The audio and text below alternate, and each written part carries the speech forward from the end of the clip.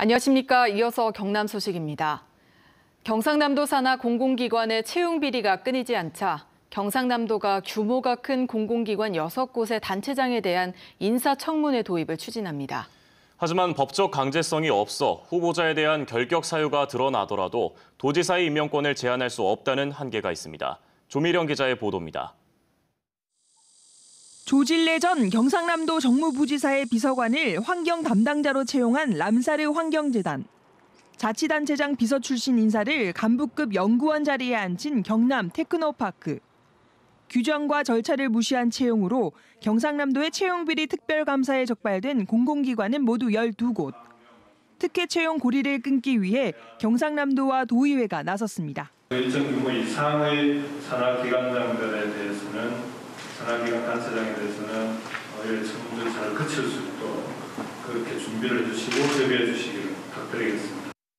인사청문 대상은 경남개발공사와 발전연구원, 테크노파크, 신용보증재단, 로봇랜드, 문화예술진흥원 등 6곳.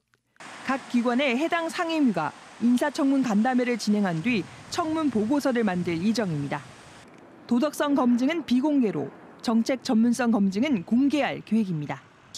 하지만 도의회 인사청문 보고서에서 결격 사유가 있다고 결론이 난다 하더라도 단체장의 임명권을 제한할 수 없는 한계가 있습니다. 법적으로 지방도의회에는 국회와 같은 인사청문회 권한이 없기 때문입니다. 도민의 대표인 도의회에서 인사 후보에 대한 검증을 한다는 이야기지 않습니까? 보고서를 참조하셔서 인사권자가 인사권을 실행하실 거라고 생각합니다. 경상남도와 의회는 이달 말쯤 인사청문회 MOU를 맺고 다음 달쯤 현재 공석인 6개 기관의 단체장 인사에 청문회를 적용할 방침입니다. KBS 뉴스 조미령입니다. 전국 17개 광역시도 가운데 11곳이 산하기관장이나 공기업 대표에 대한 인사검증 시스템을 갖추고 있습니다. 다른 시도의회는 어떤 방식으로 운영하고 있을까요? 계속해서 최지영 기자가 취재했습니다. 지난달 23일 열린 김선수 대법관 후보자에 대한 국회 인사청문회. 야당의 한 의원이 후보자의 아파트 다운계약서 작성 등 도덕성 문제를 제기합니다.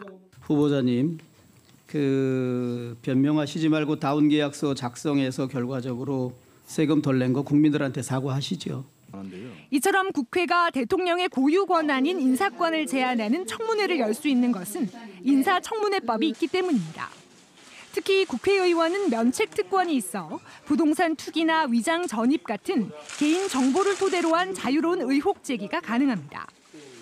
그렇다면 서울과 경기 등 11개 광역시도에서는 어떤 방식으로 인사검증을 하고 있을까? 사후 검증을 하는 충남도를 빼면 10곳 가운데 인천과 대전, 제주 3곳은 의회 운영 지침과 예규를, 나머지 7곳은 시도와 협약을 토대로 청문회를 시행하고 있습니다. 대상 범위도 시도마다 다릅니다. 특히 경기도의회는 개인 도덕성 검증은 비공개로 하고 정책이나 능력 검증은 공개로 해 사후 법적 공방을 막는 장치를 마련해 두고 있습니다. 실제 청문회 도입을 통한 견제 효과도 상당해 광주시 의회에서는 8개 기관장 후보 가운데 3명이 중도 사퇴하기도 했습니다. 법적 권한 문제가 아니라 이제 이렇게 정치적으로 어떻게 그 후보자에 대해서 처신하게 만들 수가 있는 위해서 잘만 한다면 낙마를 할 수도 있는 거고 시장이 포기하게 할 수도 있는 거고. 무엇보다 도덕성 검증에 치중하기보다는 업무 적격성이나 정책 능력 검증을 위한 청문회가 성공 조건입니다. KBS 뉴스 최지영입니다. 드루킹 특검팀은 김경수 경남지사의 도청 집무실과 관사에 대한 압수수색을 어제 아침 시작해 밤 늦게까지 진행했습니다. 김 지사는 특검에 협조하겠지만 일방적인 흠집 내기로 흘러가는 것은 유감스럽다고 밝혔습니다. 보도에 손원혁 기자입니다. 김경수 경남지사가 하루 연차 휴가를 내 비어있던 경남도청 집무실. 압수수색은 도청 공무원들이 출근하기 전인 아침 7시 30분부터 시작됐습니다. 30분 뒤 창원에 있는 김 지사 관사에서도 압수수색이 진행됐습니다. 앞서 법원은 특검팀이 청구한 압수수색 영장을 한 차례 기각했으나 이틀 만에 다시 발부했습니다. 지금 진행 중입니다. 어떤 것들을 지금 합성하고 계신 건가요? 진행 중입니다. 죄송합니다. 특검팀은 컴퓨터 하드디스크와 개인 일정 등의 자료를 확보한 것으로 전해졌습니다. 김 지사는 고 강금원 전 회장 추도식 참석차 휴가를 내고 충북 충주에 있었습니다. 김 지사는 압수수색이 진행되던 시각 자신의 SNS를 통해 1개월 남짓된 도청 사무실과 비서실까지 왜 뒤져야 하는지 이해하기 어렵지만 협조하겠다고 밝혔습니다. 다만 확인되지 않은 사실 등이 일방적 흠집내기로 흘러가는 것은 유감스럽다고 했습니다. 집무실이 압수수색되고 도지사가 조만간 소환된다는 소식에 도청 공무원들은 술렁였습니다. 대부분 뉴스도 다 들었습니다. 저도 우리가 또 그렇게 믿고 있고 그래서 좀 답답하지만 그 결과 지켜봐야 되는 거죠. 특검팀은 압수수색 증거물 분석을 마치는 대로 이르면 이번 주말 김 지사를 불러 조사할 방침입니다. KBS 뉴스 손원혁입니다. 지난 1일 창원의 한 건물 공사장에서 50대 일용직 노동자가 7m 아래로 떨어져 숨졌습니다. 열흘 사이 창원에서만 노동자 3명이 작업 현장에서 숨졌는데 최소한의 안전대책도 없었던 것으로 드러났습니다. 차주아 기자의 보도입니다. 작업이 중단된 창원의 한 10층 건물 공사장입니다. 이곳 1층에서 일하던 50대 일용직 노동자가 7m 아래 지하로 떨어져 숨졌습니다. 이 공사장은 바닥을 7m 아래까지 뚫어두고 이렇게 합판으로만 가리고 있었는데요. 안전펜스 등 다른 안전장치는 없어서 결국 추락 사고가 났습니다. 경찰은 안전모 착용 지시도 제대로 지켜지지 않은 것으로 보고 있습니다. 합판이 밀리면서 공간이 생겨가지고 그쪽 공간으로 추락한 것 같습니다. 현장 소장 상대로 그 업무상 과실치사 여부에 대해서 현재 수사 중이고 지난달 25일에도 창원의 한 공장에서 60대 노동자가 기본적인 안전띠도 없이 기계장치 위에서 일하다 2m 아래로 떨어져 숨졌고 하루 전에도 지붕 위에서 안전띠 없이 일하던 40대가 추락사하는 등 안전대책 소홀로 인한 사망사고가 잇따랐습니다. 숨진 노동자 3명 모두 하청업체 소속이거나 일용직입니다. 전국의 노동자 10,000명당 산업재해 사망자 수는 하청 노동자가 원청 노동자보다 7.8배 높습니다. 위험한 일을 하청받으면서도 안전대책은 더 부실한 겁니다. 원청 책임도 져야 되고 발주처가 책임져야 되고 공사 금액에 안전관리비가 책정되어 있음에도 불구하고 제대로 집행되지 않는 거 고용노동부에서 관리 감독을 철저히 해야 될 것 같습니다. 정부가 산업재해 사망을 줄이겠다며 관련법을 개정하고 있지만 하청 노동자와 일용직들은 여전히 위험에 내몰리고 있습니다. KBS 뉴스 차주아입니다. 여름에는 농한기인 딸기 농가에서 애플 수박이라 불리는 작은 수박을 키워 고소득을 올리고 있습니다. 애플 수박은 일반 수박의 4분의 1 크기에 껍질은 얇고 당도는 높아 1인 가구에 딱 맞는 맞춤형 과일로 꼽힙니다. 오승목 기자입니다. 비닐하우스에 주렁주렁 수박이 매달렸습니다. 일반 수박보다 4분의 1 크기의 한 줄기에 여러 개씩 열리는 이른바 애플 수박입니다. 큰 수박에 한 11배 정도는 쉽게 수확이 가능합니다. 큰 수박에 비해서 수확도 조금 빠릅니다. 한 15일 정도 빠릅니다. 올여름 이 일대 농한기를 맞은 딸기 농가 10곳이 애플 수박을 100톤 넘게 수확했습니다. 열매가 여무는 내내 공중에 매달려 해충 피해가 덜하고 햇빛도 고루받아 농사는 비교적 수월한 편. 작은 크기의 평균 당도 10브릭스를 웃도는 품질 좋은 수박의 단맛을 자랑합니다.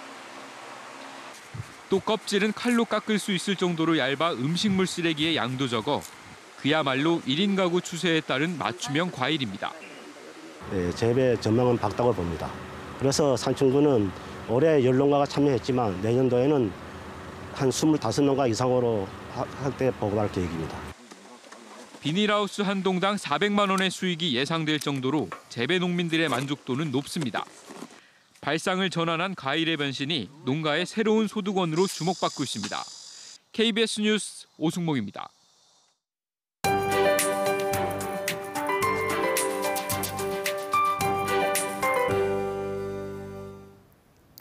아무리 지나갈 더위라지만 너무 심합니다. 오늘로 경남 지역은 25일째 폭염특보가 이어집니다. 이제 한 달까지는 약 닷새 정도 남은 건데요. 앞으로 열흘간의 기온 전망을 보셔도 크게 달라지는 게 없어서 이 폭염특보는 한 달 이상 지속될 것으로 예상됩니다. 주말을 하루 앞둔 오늘도 어제와 비슷한 더위가 이어집니다. 하늘 대체로 맑은 가운데 자외선이 무척 강하겠고요. 낮 기온이 대부분 35도를 웃돌겠습니다. 오늘도 야외보다는 실내 위주의 생활하시고요. 물도 자주 마셔주셔야겠습니다. 요 며칠 먼지 걱정은 없어서 좋습니다. 오늘 미세먼지 농도 보통 수준이 예상되는데요. 한낮에는 오존 농도가 다소 올라갈 것으로 보여서 주의하셔야겠습니다. 오늘도 우리나라는 북태평양 고기압의 영향으로 구름이 거의 지나지 않습니다. 현재 기온은 열대야가 나타난 해안을 중심으로 25도를 웃도는데요. 동부 지역은 김해와 부산 27도, 거제가 28도까지 올라 있습니다. 낮 기온은 창녕과 밀양 38도, 창원이 35도로 어제만큼 오르겠습니다. 경남 서부 지역은 합천 23도, 진주가 26도까지 올라 있고요. 낮 기온은 36도 안팎이 예상됩니다. 오늘 바다의 물결은 남해 동부 먼바다에서 최고 3m까지 높게 일겠고요. 남해안으로는 너울로 인한 높은 물결이 일겠습니다. 해수욕장 찾는 분들은 주의하셔야겠습니다. 다음 주에도 폭염은 계속됩니다. 입추인 다음 주 화요일부터 기온이 조금 내려가기는 하는데요. 여전히 폭염 수준이겠습니다. 기상정보였습니다. 창녕군은 우포늪과 부곡온천, 화왕산과 송현동 고분군 등을 활용해 자연과 생태, 문화가 어우러진 관광도시를 추진합니다. 하동군은 정부 청년 일자리 공모 사업에 선정돼 내년까지 농촌주도형 청년 창업농 40명을 선정해 1인당 1,500만 원씩 지원합니다. 합천군 삼가면 56살 장모 씨 부부가 7째 자녀를 출산해 화제입니다. 합천군은 셋째 이후부터 출산장려금 500만 원을 지원합니다. 함안군은 산인면 입공리에 마을권역단위 종합정비사업으로 온그대로 물놀이장을 설치해 운영하고 있습니다. 진주시는 산업통상자원부에서 주관한 혁신도시 공공기관 연계 육성 사업에 최종 선정됐다고 밝혔습니다. 이번 사업은 2022년까지 국비 93억 원 등 176억 원을 투입해 진주 혁신도시 이전 기관에 개방형 혁신연구실을 구축하고 지역 기업이 장비를 무료로 이용하면서 중장기 연구개발 사업을 하도록 지원하는 방식으로 진행됩니다. 지난 6월 국보로 승격된 이재 개국공신교서의 가치를 알리는 특별 강연이 진주박물관에서 열립니다. 강연에는 서울시립대 이익주 교수와 한국학중앙연구원 박성호 교수가 참여해 교서의 문화재적 가치와 중요성 등을 조선시대 역사와 함께 소개합니다.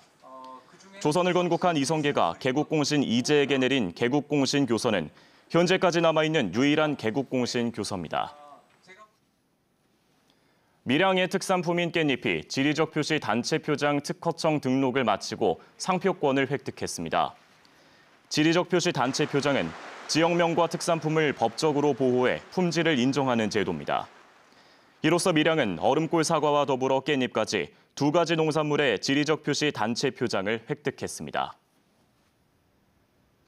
전국의 터널 가운데 창원 안민터널이 2번째, 거제 아주터널이 10번째로 교통사고가 많이 일어나는 것으로 나타났습니다.